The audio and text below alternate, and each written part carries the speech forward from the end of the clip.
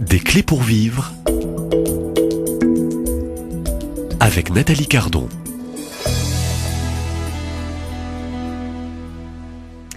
Bonjour à tous et bienvenue dans ce deuxième numéro de cette série. Aujourd'hui, on entend parler d'astrologie, de tarot, d'énergie, de rituels ou encore de connexion spirituelle pour certains.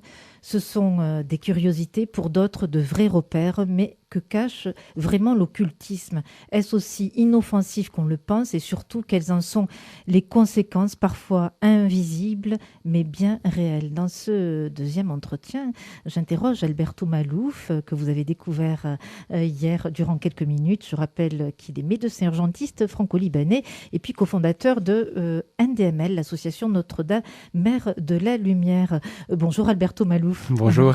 Alors, les questions sont sérieuses aujourd'hui, Oui. puisqu'on ouvre une porte, celle de l'occultisme. Donc, je parle peut-être de médiumnité, de voyance, de spiritisme.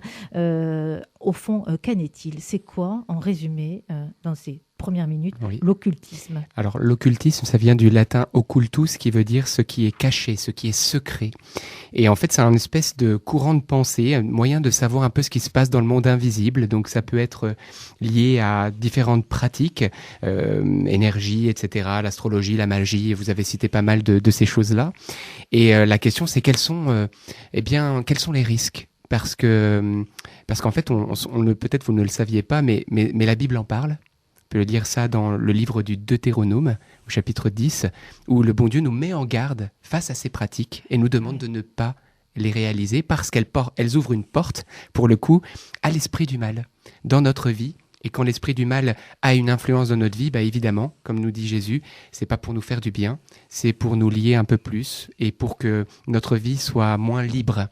Donc c'est important d'en parler, non pas pour avoir peur, mais pour qu'on puisse savoir ce qui est bon de ce qui ne l'est pas. Alors, ces pratiques attirent beaucoup aujourd'hui à Alberto Malouf, y compris chez les jeunes. Qu'est-ce que ça vient combler, au fond, ces pratiques, et vous avez parlé de portes qui séduisent. Voilà, on parle de séduction. Évidemment, on voit que la jeunesse a envie de réponses. Donc, à une période où on donnait des réponses avec l'aide de Dieu, mais dans un monde qui de plus en plus met Dieu à la porte, les questions existentielles sont toujours là. Et les jeunes en ont. On a beau les étouffer, elles sont là. Donc, qu'est-ce qu'ils vont faire? Ils vont faire toutes sortes de recherches et sur quoi ils vont tomber? Eh bien, souvent, sur, par exemple, ils vont perdre un être proche, ils vont essayer de faire du spiritisme, ils vont essayer de rentrer en contact avec les personnes défuntes, ils vont invoquer les esprits, ils vont essayer d'acquérir certains pouvoirs surnaturels. Parce qu'on le voit un peu partout. Et on pourrait dire qu'ils vont le faire au début peut-être pour s'amuser, mais ils vont se rendre compte que ça marche. D'ailleurs, moi, j'ai témoigné auprès de nombreux jeunes, des centaines, des milliers de jeunes, et on voit bien qu'ils sont les premiers à nous dire « Mais moi, j'ai fait tourner les tables, j'ai invoqué les esprits, mais ça s'est réellement passé. » Alors, c'était quoi? Ils savent pas, ils sont parfois choqués que, il y a eu une réponse, il s'est passé quelque chose. Et l'Église, bien sûr, a une réponse, la Bible a une réponse, et c'est cette mise en garde parce que, en effet, les conséquences peuvent être parfois extrêmement graves. Vous avez des exemples? Oui. Il y a des personnes, par exemple, qui vont voir des voyants soit pour pouvoir rentrer en contact avec une personne défunte de leur famille, etc. Et chose incroyable, cette voyante va pouvoir dire des choses vraies sur la vie. Et donc les personnes sont en quelque sorte étonnées. Mais comment cette personne peut savoir des choses sur ma vie? C'est pas possible, c'est pas rationnel. Elle ne me connaît pas, je la connais pas. Elle m'a révélé des secrets familiaux. Elle m'a décrit exactement la personne que j'aimais et qui est défunte. Alors donc là, on rentre dans le surnaturel. La question, c'est que cette révélation, comme nous dit d'ailleurs la Bible, ne vient pas du Saint-Esprit, ne vient pas de Dieu, elle vient de l'esprit du mal, qui a aussi une certaine connaissance du monde réel, créé, parce qu'il est au milieu de nous. Et donc, il va jouer sur ça pour créer un lien entre la personne et le voyant, et lui ensuite pouvoir avoir plus de place sur l'âme et sur la vie des personnes. Et où est-ce que jusqu'où ça va? Eh bien, ça peut aller jusqu'à des malédictions, c'est-à-dire que le diable va, par son influence, apporter des maladies étonnantes, des accidents étonnants, voire même provoquer jusqu'à la mort. On a des témoignages, je peux vous donner le témoignage d'une personne, elle avait un voyant, et donc elle y allait régulièrement. Et à un moment donné, ce voyant qui aidait, il se passait des choses, il disait des choses vraies, soi-disant, lui a dit, voilà, ton fils va mourir dans l'année d'un accident. Alors, il faut savoir que le diable ne peut pas connaître l'avenir. Dieu seul est l'alpha et l'oméga. Mais par contre, s'il a un projet de destruction sur votre vie, il peut très bien vous le dire. Donc, il a dit, voilà, votre fils va mourir. Et cette femme a reçu cette parole de malédiction comme une parole de vérité, comme toutes les autres paroles qu'elle avait reçues, parce qu'il lui avait décrit, il lui avait dit des choses vraies. Alors pourquoi cette parole ne serait pas ?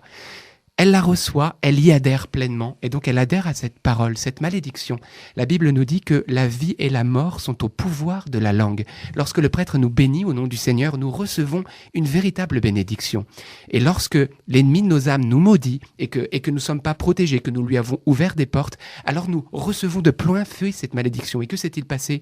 Eh bien, en effet, son fils est mort d'un accident dans l'année, comme ça avait été annoncé. Mais pourquoi ? Non pas parce qu'il le savait d'avance, mais parce que en ayant adhéré, les malédictions ont atteint leur but jusqu'à la mort. Et donc, il faut comprendre que c'est une réalité spirituelle. J'ai beaucoup travaillé avec les exorcistes, j'étais présent lors d'exorcismes, etc. Et donc, j'ai pu me former auprès, on va dire, des personnes mandatées par l'Église à toutes ces réalités spirituelles dont on parle peu. Et donc, c'est très important de comprendre comment ça fonctionne. Il y a des lois spirituelles. Comme il y a un stop ou un feu rouge et il ne faut pas y aller parce qu'on est à risque d'accident, eh bien, dans le monde spirituel, c'est la même chose. C'est pour ça que l'Église nous met en garde et nous demande, bien sûr, de ne pas entrer dans ces sentiers-là. Alors, si on est entré dans ces sentiers-là, que faire pour s'en sortir ? Voilà, que faire pour s'en sortir ? Vous avez parlé aussi de ces formations que vous avez suivies auprès d'exorcistes.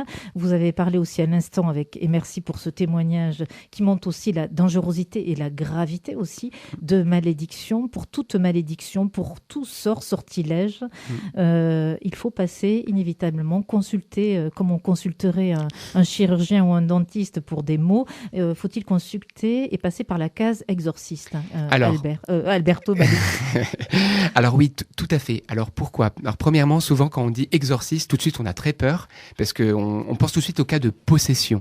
Alors il faut savoir que le diable peut avoir différentes influences et pas seulement un cas de possession où il habite le corps de la personne, même si c'est une réalité spirituelle, ça peut arriver. En fait, le but de l'exorciste et de son équipe est de vous aider à discerner. Ils vont poser un diagnostic, si je peux dire, spirituel. Ça ne veut pas dire que si vous allez voir un exorciste, c'est parce que vous êtes tout de suite possédé. Non. Quand vous allez voir un médecin, c'est lui qui va vous dire ce que vous avez. Quand vous allez voir l'exorciste, de la même manière, vous y allez pour un discernement. Et donc, ils sont là pour vous écouter, comprendre ce qui s'est passé et ensuite vous proposer un chemin de guérison et de délivrance. Donc, il faut savoir que il y a différents cas d'atteinte. Il peut y avoir la tentation simple, il peut y avoir des cas d'obsession. C'est des tentations extérieures à vous, mais qui sont obsédantes, où vous avez des pensées vraiment intrusives. Il y a des cas d'infestation, par exemple dans certains objets ou dans des maisons, etc. Il y a des bruits bizarres et donc c'est aussi l'Église qui doit gérer ce genre de choses-là.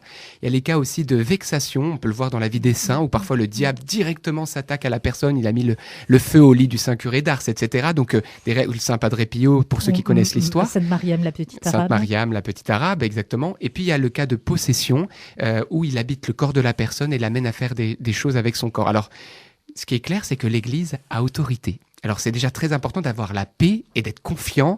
Il y a une solution et Jésus-Christ est très clair et très ferme.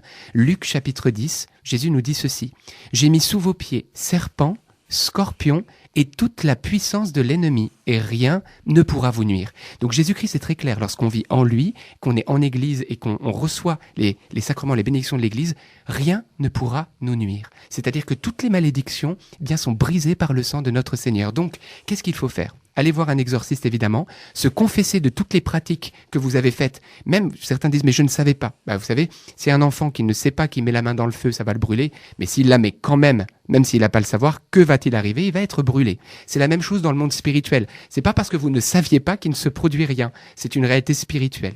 Donc il faut aller voir le prêtre pour se confesser et le prêtre exorciste qui va vous prier pour vous, faire peut-être une prière simple de délivrance, voire même le grand exorcisme, si en effet vous avez besoin d'un exorcisme. Et c'est lui qui le jugera bon. Voilà. Donc en tout cas, beaucoup de confiance pour tous ceux qui sont allés voir des voyants, des magnétiseurs, de toutes sortes de pratiques, de guérisseurs, de magie, d'astrologie, etc.